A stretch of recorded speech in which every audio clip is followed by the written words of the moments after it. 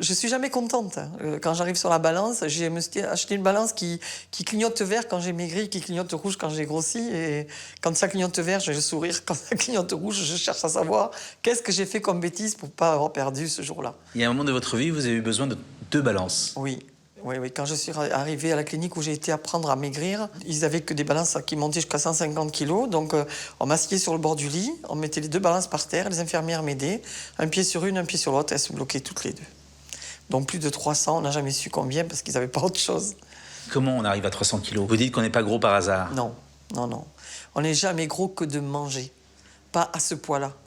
10, 15, 25 kilos, peut-être. Après avoir arrêté de fumer, après avoir... Mais à ce poids-là, non. J'ai ma petite fille qui avait 2 ans et demi, qui est arrivée pour me faire un bisou. J'étais dans mon fauteuil, je faisais le lit, le fauteuil, le lit, le fauteuil. Je ne marchais plus, j'avais très mal dans les genoux. J'ai voulu la prendre dans mes bras et... J'ai encore les émotions. Je me suis dit, tu vas lui laisser un héritage à cette gamine, on va lui dire, ta grand-mère, elle est morte parce qu'elle était grosse. Je voulais pas.